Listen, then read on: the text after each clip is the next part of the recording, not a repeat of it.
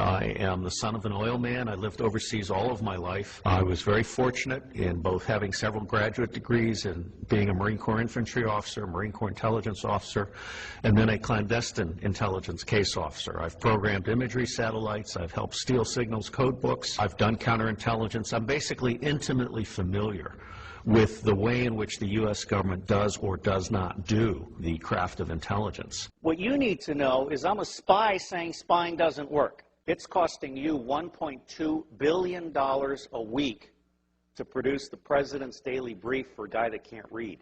People don't realize this. Apart from the fact that NSA is 1950s mindsets with 1970s technologies, SCIC completely screwed up Trailblazer, Echelon is baloney.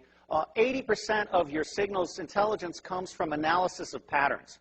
So you don't need to violate privacy. All you need to know is that Schmuckhead is calling Afghanistan once a week. General Shinseki knew exactly what was needed to make Iraq go right, and Paul Wolfowitz lied to Congress and said they'll receive us like liberators and stuff. If I had been General Shinseki, I would have grabbed Wolfowitz by the neck and thrown him down the steps of Capitol Hill. You don't let people lie like that. It's unprofessional to confuse loyalty with integrity. And we have had a failure of generalship in America. Our generals have been too eager to keep their stars and not eager enough to think for themselves and uphold the Constitution. Smedley Butler, the highest decorated Marine, said, war is a racket. War is a racket.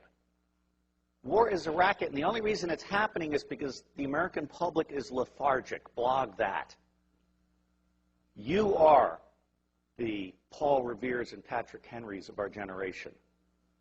Bottom-up horizontal connection is key. Sharing at all levels, not top-down control. Public intelligence and influence is about to take off. We are about to bury rule by secrecy. Civil affairs is the focal point. The intelligence guys need to go back in their box. Bloggers, not informants, are key. The FBI is about to try and hire 2,000 informants in a Soviet police-style approach to security. That's idiocy.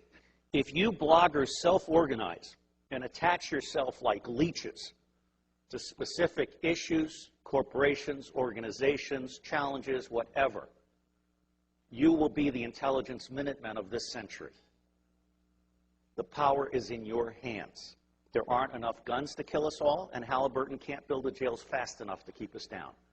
Bloggers, as Linux is organized, where you grab onto an issue or something and you are part of a structured citizen journalism blogging thing that lets no evil doing go unnoticed, that rules.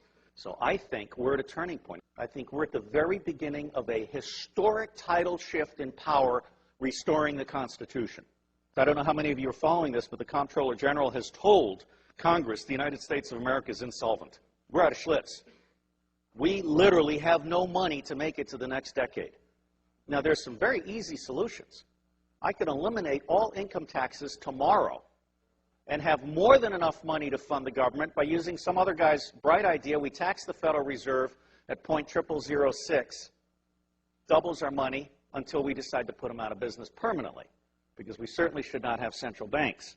We've put together an electoral reform pledge, and it's my view that any member of Congress, any member of the Senate that refuses to sign both the constitutional pledge, supporting the Constitution, and the electoral reform pledge should be put out of business.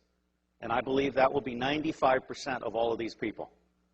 It may be time to literally dump Congress on its ass and start over. The government has gotten stupid to the point that it can't write a statement of work. And so they ask the contractors to write a statement of work, and the contractors write a statement of work saying, you need more of what I haven't been able to sell. And the government says, oh yeah, right, good. Put it in the budget. This is real shit.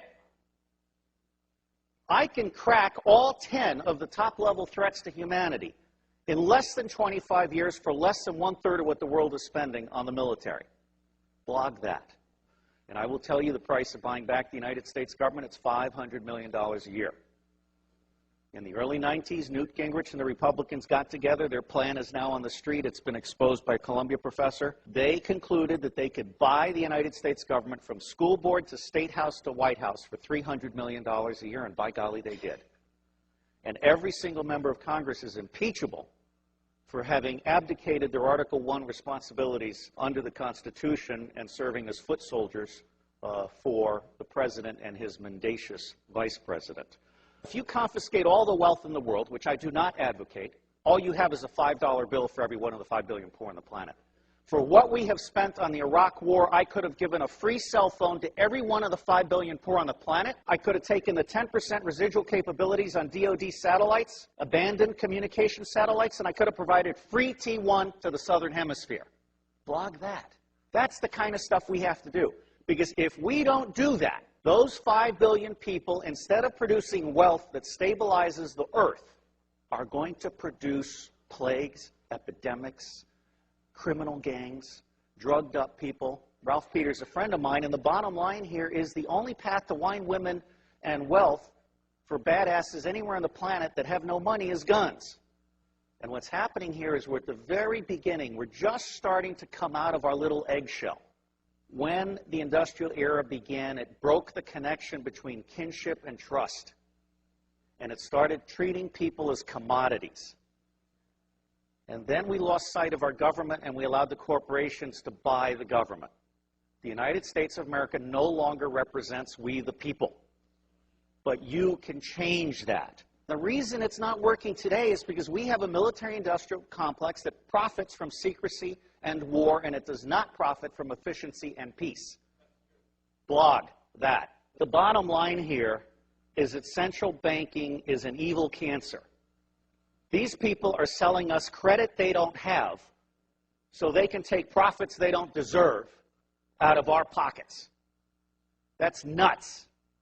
The United States government is constitutionally chartered to print money on the good faith and credit of all of us and not pay interest. Why are we being such fools? Well, unfortunately, if you fight them, you get assassinated. Lincoln and Kennedy were both about to print money and not borrow from the banks. I can't connect those two dots, but I can tell you they're side by side. But the reality is the federal government is broken in every possible way. And it's going to be localized, bottom-up resilience networks. They're going to save us. That's where you guys come in. Our educational system stinks. It beats the creativity out of kids by the time they're in the 4th grade. It forces you to become a blogger or hacker in order to become creative. So you guys are the lifeboat. We've gone from America the Beautiful to America the Shit. Now, I believe we need to start blogging retrospective impeachments. I'm not saying we need to hang them or tar them or feather them, just out them. I think it's time for citizen investigative journalism to go deep and go back and go current. And people need to understand they can't get away with this stuff. There is absolutely no lack of solution, and there is also no lack of money. What is lacking is the popular political will to exercise our God-given right to be in charge. I got thrown off Fox News for saying the global war on terror wasn't real. Well, it's not.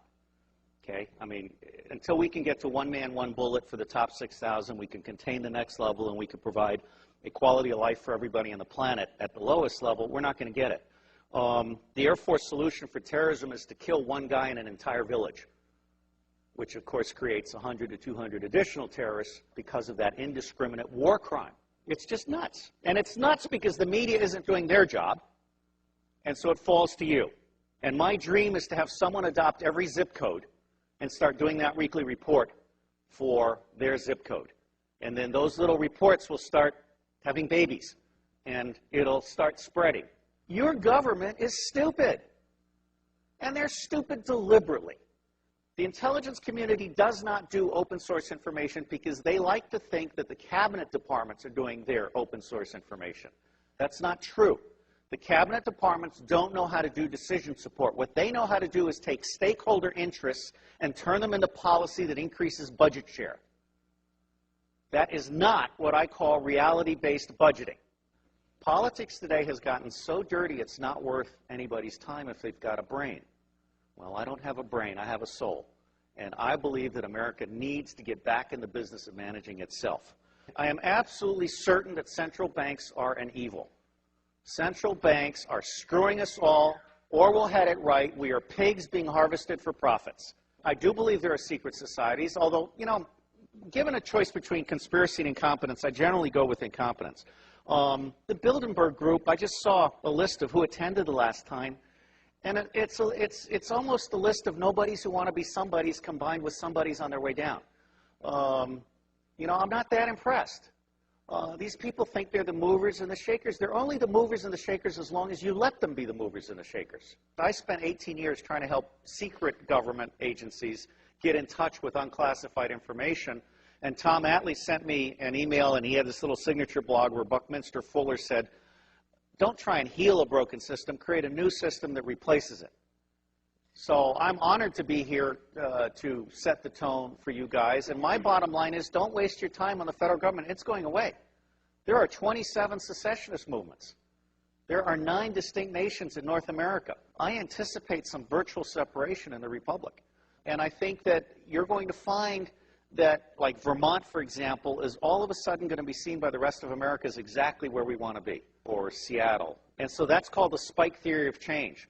As soon as one state gets it perfect, it's going to spread like wildfire.